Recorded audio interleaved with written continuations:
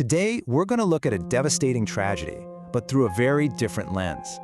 What we're doing here is essentially a symbolic autopsy of the Crans-Montana nightclub fire, using the framework of Vedic astrology to try and deconstruct the anatomy of a catastrophe. But before we dive into any of that symbolism, let's just ground ourselves in the heartbreaking reality of what happened. On New Year's Eve, 2026, this was the human cost. 41 people lost their lives in that fire, and over 100 more were injured. This is how official reconstructions actually describe the nightclub. Think about that phrase, a deadly trap. It's absolutely chilling, right? And it perfectly sets the investigative tone for our analysis because it speaks not just to what happened, but to the conditions that made it all possible. All right, so here's our roadmap for this. We'll start with the tragedy itself before digging into this idea of a horoscope for a disaster. From there, we'll examine the symbolic forces of fire and chaos, the human element of negligence, and finally, see how it all comes together in what the source calls a karmic combination. Okay, let's get into it. First up, Section 1, Tragedy on New Year's Eve. Let's really set the scene for this catastrophic event. You know, the what, where, and when, it's all tragically simple. Just after the stroke of midnight, a fire broke out in Lake Constellation, a crowded basement nightclub in Crans-Montana, Switzerland. A moment of pure celebration turned into an absolute catastrophe in just a matter of seconds. Okay, Section 2. This is where our unique analysis really begins, the horoscope of a disaster. The core concept here, and it's a fascinating one, is that you can take a specific moment in time, like the very second a fire is sparked, and you can chart it symbolically. It's almost like creating a birth chart to understand its fundamental character. And the anchor for this entire reading is the Ascendant. As the slide explains, it's the astrological sign that was literally on the eastern horizon at that precise moment. You can think of it as the symbolic front door for understanding the entire incident. For the Crans-Montana fire, the Ascendant was Scorpio. And according to this analysis, that is a chillingly perfect signature. I mean, think about it. Scorpio is ruled by Mars, the planet of fire and explosions. Its archetypes fit perfectly: sudden, violent events, and a strong association with underground, enclosed spaces. Hello, a basement nightclub. It symbolically points right to danger, destruction, and trauma. So with Scorpio setting the stage, Section 3 explores the active forces: fire, smoke, and chaos. Here, we're going to examine the specific planetary symbols that are interpreted as the catalysts that caused this disaster to escalate so incredibly fast. Unsurprisingly, as the ruler of Scorpio, Mars is front and center. The analysis connects its symbolism directly to the physical evidence. The trigger? Pyrotechnic champagne candles, a perfect representation of Martian explosiveness.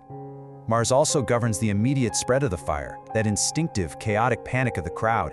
And tragically, it's the direct symbol for the physical burns and injuries the victims suffered. But it wasn't just fire, it was overwhelming chaos. And this is where the analysis brings in another element: Rahu. Rahu is symbolically linked to smoke, toxicity, and just total confusion.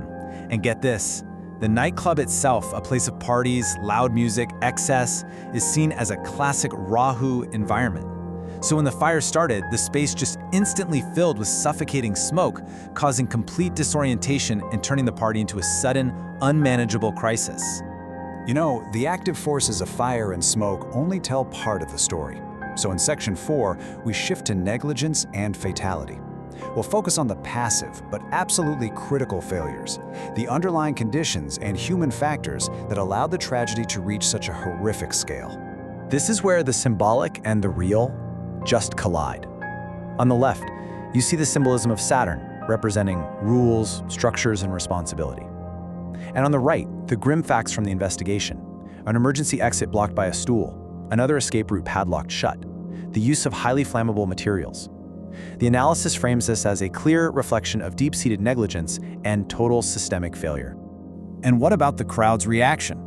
Well, in this framework, the moon is used to symbolize the collective, and the analysis suggests its symbolic placement pointed to a kind of paralyzed panic, a delayed perception of the true danger, which is just tragically consistent with the fact that so many people were unable to reach the one main exit in time. Finally, the analysis points to Ketu, which symbolizes sudden, fateful events and collective karma. The fact that this disaster unfolded at the precise moment of the new year, a powerful time of symbolic transition, is seen as amplifying the tragic, karmic weight of the event. So we've looked at all the individual symbolic components. In our final section, a karmic combination, we're going to see how they all combine to form a complete symbolic blueprint of the event. This chart shows which areas of the event chart were most symbolically energized, and the results are stark. The 8th house, representing death and trauma, is by far the most significant. That's followed by the event itself, the building's structural failures, and finally the 12th house, which symbolizes loss and hospitalization for the survivors. So the crucial point is how these factors lock together to create this blueprint for catastrophe. The Scorpio Ascendant set the deadly stage. Mars provided the fire and panic. Saturn represented the fatal negligence with blocked exits. Rahu added the suffocating smoke and chaos. And the activated houses pointed directly to the horrifying outcome. Ultimately, the source synthesizes the entire event into one concise, symbolic signature. A tragic combination of fire, represented by Mars, structural negligence, represented by Saturn, and nocturnal chaos, represented by Rahu. And this leaves us with a final, thought-provoking question. Official investigations tell us what happened, but frameworks like this attempt to explore a symbolic why. Can an analysis like this truly reveal the hidden dynamics of a tragedy, or does it simply offer us a new language to process the unthinkable?